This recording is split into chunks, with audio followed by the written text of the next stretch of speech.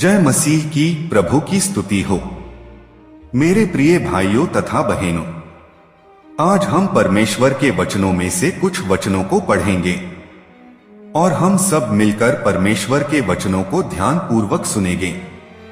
परमेश्वर हमसे और आपसे वचनों के द्वारा बहुत कुछ बताना चाहते हैं, जिसको जानना हम विश्वासियों के लिए बहुत जरूरी है, क्योंकि परमेश्वर हमसे और आपसे अपने वचनों के द्वारा ही बात करते हैं। इसलिए हमें और आपको बहुत ध्यान पूर्वक परमेश्वर के वचनों को सुनना चाहिए और उस पर चलना चाहिए। मेरे प्रिय भाइयों तथा बहनों, आप सबों से एक निवेदन करना चाहते हैं कि आप सब चैनल को सब्सक्राइब करें और अपने भाइयों बहनों तथा दोस्तों को शेयर करना ना भूलें, क्योंकि शेयर करने से हमारा ही फायदा है। वचन को शेयर करने से हम अपनी जिम्मेदारी को निभाते हैं, जो परमेश्वर हमसे और आपसे चाहते हैं कि हम परमेश्वर का वचन सभी भाइयों बहनों तक पहुंचाएं। ये हमारी जिम्मेदारी है दोस्तों। हम और आप अपनी जिम्मेदारी को पूरी ईमानदारी के साथ निभाएं। चलिए परमेश्वर के वचनों को सुनते हैं। परमेश्वर से मदद के लिए प्रार्थना। संकट के समय मैंने यहोवा को पुकारा और उसने मेरी सुन ली। हे यहोवा, झूठ बोलने वाले मुंह से और छली जीभ से मेरी रक्षा कर। हे छली जीभ, तुझको क्या मिले और तेरे साथ और क्या अधिक किया जाए। वीर के नोकीले तीर और झांव के अंगारे, हाय हाय, क्योंकि मुझे मेशेक में परदेशी होकर रहना पड़ा और केदार के तंबुओं में बसना पड़ा है। बहुत समय से मुझको मेल के बैरियों के साथ बसना पड़ा है। मैं तो मेल चाहता हूं, परंतु मेरे बोलते ही वे लड़ना चाहते हैं। परमेश्वर और उसके लोग, यहोवा का धन्यवाद करो, उससे प्रार्थना करो। देश देश के लोगों में उसके कामों का प्रचार करो। उसके लिए गीत गाओ, उसके लिए भजन गाओ, उसके सब आश्चर्य कर्मों का वर्णन करो, उसके पवित्र नाम की बड़ाई करो। यहोवा के खोजियों का हृदय आनंदित हो। यहोवा और उसकी सामर्थ्य को खोजो, उसके दर्शन के लगातार खोजी बने रहो। उसके किए हुए आश्चर्य कर्मों को स्मरण करो, उसके चमत्कार और निर्णय स्मरण करो। हे उसके दास अब्राहम के वंश, हे याकूब की संतान, तुम तो उसके चुने हुए हो। वही हमारा परमेश्वर यहोवा है। पृथ्वी भर में उसके निर्णय होते हैं। वह अपनी वाचा को सदा स्मरण रखता आया है। यह वही वचन है जो उसने 1000 पीढ़ियों के लिए ठहराया है। वही वाचा जो उसने अब्राहम के साथ बांधी और उसके विषय में उसने इसहाक से शपथ खाई, और उसी को उसने याकूब के लिए विधि करके और इस्राएल के लिए यह कहकर सदा की वाचा करके दृढ़ किया, मैं कनान देश को तुझी को दूंगा, वह बाट में तुम्हारा निज भाग होगा। उस समय तो वे गिनती में थोड़े थे, वरन बहुत ही थोड़े, और उस देश में परदेशी थे। वे एक जाति से दूसरी जाति में और एक राज्य से दूसरे राज्य में फिरते रहे, परंतु उसने किसी मनुष्य को उन पर अत्याचार करने न दिया, और वह राजाओं को उनके निमित्त यह धमकी देता था, मेरे अभिषिक्तों को मत छुओ और न मेरे नबियों की हानि करो। फिर उसने उस देश में अकाल भेजा और अन्न के सब आधार को दूर कर दिया। उसने यूसुफ नामक एक पुरुष को उनसे पहले भेजा था, जो दास होने के लिए बेचा गया था। लोगों ने उसके पैरों में बेड़ियां डालकर उसे दुहक दिया। वह लोहे की सांकलों से जकड़ा गया। जब तक कि उसकी बात पूरी न हुई, तब तक यहोवा का वचन उसे कसौटी पर कसता रहा। तब राजा ने दूत भेजकर उसे निकलवा लिया, और देश देश के लोगों के स्वामी ने उसके बंधन खुलवाए। उसने उसको अपने भवन का प्रधान और अपनी पूरी संपत्ति का अधिकारी ठहराया। कि वह उसके हाकिमों को अपनी इच्छा के अनुसार नियंत्रित करे और पुरनियों को ज्ञान सिखाए। फिर इस्राएल मिस्र में आया और याकूब हाम के देश में रहा। तब उसने अपनी प्रजा को गिनती में बहुत बढ़ाया और उसके शत्रुओं से अधिक बलवंत किया। उसने मिस्रियों के मन को ऐसा फेर दिया कि वे उसकी प्रजा से बैर रखने और उसके दासों से छल करने लगे। उसने अपने दास मूसा को और अपने चुने हुए हारून को भेजा। उन्होंने मिस्रियों के बीच उसकी ओर से भांति भांति के चिन्ह और हाम के देश में चमत्कार दिखाए। उसने अंधकार कर दिया और अंधियारा हो गया और उन्होंने उसकी बातों को न माना। उसने मिस्रियों के जल को लहू कर डाला और मछलियों को मार डाला। मेंढक उनकी भूमि में वरन उनके राजा की कोठरियों में भी भर गए। उसने आज्ञा दी, तब डांस आ गए और उनके सारे देश में कुटकियां आ गईं। उसने उनके लिए जलवृष्टि के बदले ओले और उनके देश में धधकती आग बरसाई। और उसने उनकी दाखलताओं और अंजीर के वृक्षों को वरन उनके देश के सब पेड़ों को तोड़ डाला। उसने आज्ञा दी, तब अनगिनत टिड्डियां और कीड़े आए और उन्होंने उनके देश के सब अन्न आदि को खा डाला और उनकी भूमि के सब फलों को चट कर गए। उसने उनके देश के सब पहिलौठों को, उनके पौरूष के सब पहले फल को नाश किया। तब वह इस्राएल को सोना चांदी दिलाकर निकाल लाया और उनमें से कोई निर्बल न था। उनके जाने से मिस्री आनंदित हुए, क्योंकि उनका डर उनमें समा गया था। उसने छाया के लिए बादल फैलाया और रात को प्रकाश देने के लिए आग प्रकट की। उन्होंने मांगा, तब उसने बटेरें पहुंचाई और उनको स्वर्गीय भोजन से तृप्त किया। उसने चट्टान फाड़ी, तब पानी बह निकला और निर्जल भूमि पर नदी बहने लगी, क्योंकि उसने अपने पवित्र वचन और अपने दास अब्राहम को स्मरण किया। वह अपनी प्रजा को हर्षित करके और अपने चुने हुओं से जय जयकार करा के निकाल लाया और उनको जाति जाति के देश दिए और वे अन्य लोगों के श्रम के फल के अधिकारी किए गए कि वे उसकी विधियों को माने और उसकी व्यवस्था को पूरी करें। यहोवा की स्तुति करो, सृष्टिकर्ता की स्तुति। हे मेरे मन, तू यहोवा को धन्य कह, हे मेरे परमेश्वर यहोवा। तू अत्यंत महान है, तू वैभव और ऐश्वर्य का वस्त्र पहने हुए है। तू उजियाले को चादर के समान ओढ़े रहता है और आकाश को तंबू के समान ताने रहता है। तू अपनी अटारियों की कड़ियां जल में धरता है और मेघों को अपना रथ बनाता है और पवन के पंखों पर चलता है। तू पवनों को अपने दूत और धधकती आग को अपने सेवक बनाता है। तूने पृथ्वी को उसकी नींव पर स्थिर किया है, ताकि वह कभी न डगमगाए। तूने उसको गहरे सागर से ढांप दिया है, जैसे वस्त्र से।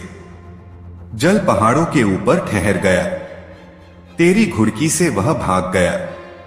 तेरे गर्जने का शब्द सुनते ही वह उतावली करके बह गया। वह पहाड़ों पर चढ़ गया और तराइयों के मार्ग से उस स्थान में उतर गया जिसे तूने उसके लिए तैयार किया था। तूने एक सीमा ठहराई जिसको वह नहीं लांघ सकता है और न लौटकर स्थल को ढांप सकता है। तू तराइयों में सोतों को बहाता है, वे पहाड़ों के बीच से बहते हैं। उनसे मैदान के सब जीव जंतु जल पीते हैं। जंगली गधे भी अपनी प्यास बुझा लेते हैं। उनके पास आकाश के पक्षी बसेरा करते और डालियों के बीच में से बोलते हैं। तू अपनी अटारियों में से पहाड़ों को सींचता है। तेरे कामों के फल से पृथ्वी तृप्त रहती है। तू पशुओं के लिए घास और मनुष्यों के काम के लिए अन्न आदि उपजाता है और इस रीति भूमि से वह भोजन वस्तुएं उत्पन्न करता है। और दाख मधु जिससे मनुष्य का मन आनंदित होता है, और तेल जिससे उसका मुख चमकता है, और अन्न जिससे वह संभल जाता है। यहोवा के वृक्ष तृप्त रहते हैं, अर्थात लबानोन के देवदार जो उसी के लगाए हुए हैं। उनमें चिड़िया अपने घोंसले बनाती हैं। सारस का बसेरा सनोबर के वृक्षों में होता है। ऊंचे पहाड़ जंगली बकरों के लिए हैं, और चट्टानें शापानों के शरण स्थान हैं। उसने नियत समयों के लिए चंद्रमा को बनाया है। सूर्य अपने अस्त होने का समय जानता है, तो अंधकार करता है, तब रात हो जाती है, जिसमें वन के सब जीव जंतु घूमते फिरते हैं। जवान सिंह अहेर के लिए गरजते हैं, और परमेश्वर से अपना आहार मांगते हैं। सूर्य उदय होते ही वे चले जाते हैं और अपनी मादों में विश्राम करते हैं। तब मनुष्य अपने काम के लिए और संध्या तक परिश्रम करने के लिए निकलता है। हे यहोवा, तेरे काम अनगिनत हैं, इन सब वस्तुओं को तूने बुद्धि से बनाया है। पृथ्वी तेरी संपत्ति से परिपूर्ण है। इसी प्रकार समुद्र बड़ा और बहुत ही चौड़ा है, और उसमें अनगिनत जलचर जीव जंतु, क्या छोटे क्या बड़े भरे पड़े हैं। उसमें जहाज भी आते जाते हैं, और लिव्यातान भी जिसे तूने वहां खेलने के लिए बनाया है। इन सब को तेरा ही आसरा है कि तू उनका आहार समय पर दिया करे। तू उन्हें देता है, वे चुन लेते हैं। तू अपनी मुट्ठी खोलता है और वे उत्तम पदार्थों से तृप्त होते हैं। तू मुख फेर लेता है और वे घबरा जाते हैं। तू उनकी सांस ले लेता है और उनके प्राण छूट जाते हैं और मिट्टी में फिर मिल जाते हैं।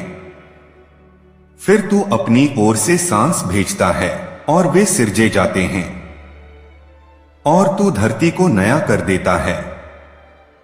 यहोवा की महिमा सदाकाल बनी रहे। यहोवा अपने कामों से आनंदित होवे, उसकी दृष्टि ही से पृथ्वी कांप उठती है, और उसके छूते ही पहाड़ों से धुआं निकलता है। मैं जीवन भर यहोवा का गीत गाता रहूंगा। जब तक मैं बना रहूंगा तब तक अपने परमेश्वर का भजन गाता रहूंगा। मेरे सोच विचार उसको प्रिय लगे, क्योंकि मैं तो यहोवा के कारण आनंदित रहूंगा। पापी लोग पृथ्वी पर से मिट जाएं, और दुष्ट लोग आगे को न रहें। हे मेरे मन, यहोवा को धन्य कह, यहोवा की स्तुति करो। संकट में पड़े युवक की प्रार्थना, दीन जन की उस समय की प्रार्थना, जब वह दुहक का मारा अपने शोक की बातें यहोवा के सामने खोलकर कहता हो, हे यहोवा, मेरी प्रार्थना सुन, मेरी दुहाई तुझ तक पहुंचे। मेरे संकट के दिन अपना मुख मुझसे न छिपा ले, अपना कान मेरी ओर लगा। जिस समय मैं पुकारूं उसी समय फुर्ती से मेरी सुन ले, क्योंकि मेरे दिन धुएं के समान उड़े जाते हैं और मेरी हड्डियां आग के समान जल गई हैं। मेरा मन झुलसी हुई घास के समान सूख गया है, और मैं अपनी रोटी खाना भूल जाता हूं। कराहते कराहते मेरी चमड़ी हड्डियों में सट गई है। मैं जंगल के धनेश के समान हो गया हूं। मैं उजड़े स्थानों के उल्लू के समान बन गया हूं। मैं पड़ापड़ा जागता रहता हूं और गौरे के समान हो गया हूं, जो छत के ऊपर अकेला बैठता है। मेरे शत्रु लगातार मेरी नामधराई करते हैं, जो मेरे विरुद्ध ठट्ठा करते हैं। वह मेरे नाम से श्राप देते हैं, क्योंकि मैंने रोटी के समान राख खाई और आंसू मिलाकर पानी पीता हूं। यह तेरे क्रोध और कोप के कारण हुआ है, क्योंकि तूने मुझे उठाया और फिर फेंक दिया है। मेरी आयु ढलती हुई छाया के समान है, और मैं आप घास के समान सूख चला हूं।